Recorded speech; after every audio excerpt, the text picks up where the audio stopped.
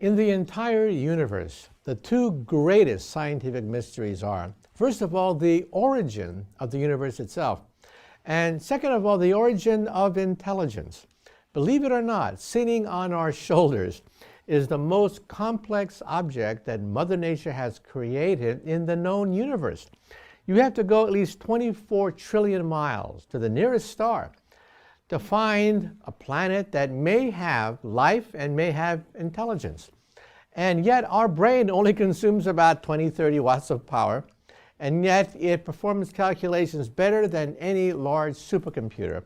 So it's a mystery.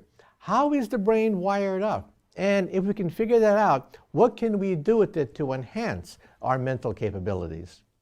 When you look at the brain and all the parts of the brain, they don't seem to make any sense at all. The visual part of the brain is way in the back, for example. Why is the brain constructed the way it is? Is this nothing but an accident of evolution? Well, one way to look at it is through evolution.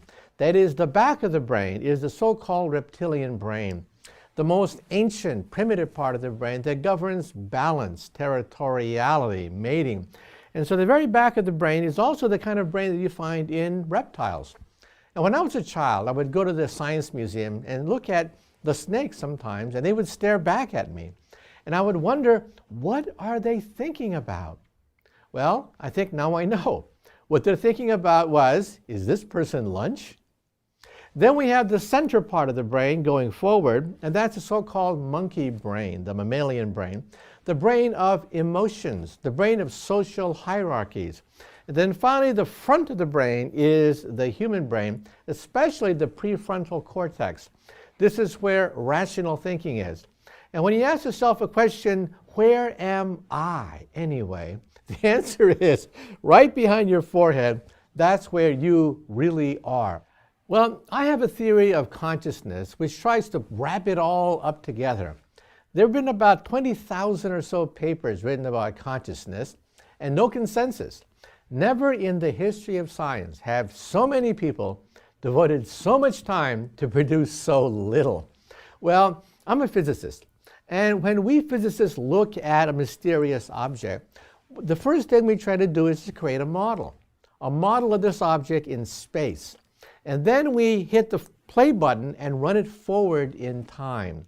This is how Newton was able to come up with the theory of gravity. This is how Einstein came up with relativity. So I tried to use this in terms of the human brain and evolution.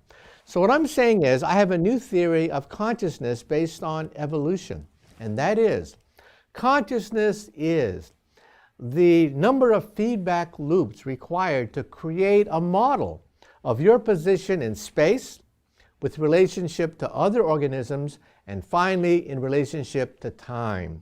So think of the consciousness of a thermostat. I believe that even a lowly thermostat has one unit of consciousness. That is, it senses the temperature around it. And then we have a flower. A flower has maybe 10 units of consciousness. It has to understand the temperature, the weather, humidity, where gravity is pointing. And then finally we go to the reptilian brain, which I call level 1 consciousness. And reptiles basically have a very good understanding of their position in space, especially because they have to lunge out and grab prey. Then we have level 2 consciousness, the monkey consciousness, the consciousness of emotions, social hierarchies. Where are we in relationship to the tribe? And then where are we as humans? As humans, we are at level 3. We run simulations into the future.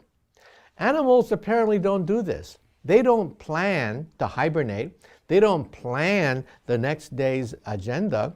They have no conception of tomorrow to the best of our ability. But that's what our brain does. Our brain is a prediction machine. And so when we look at the evolution from the reptilian brain to the mammalian brain to the prefrontal cortex, we realize that it's the process of understanding our position in space with respect to others, that is emotions, and finally running simulations into the future.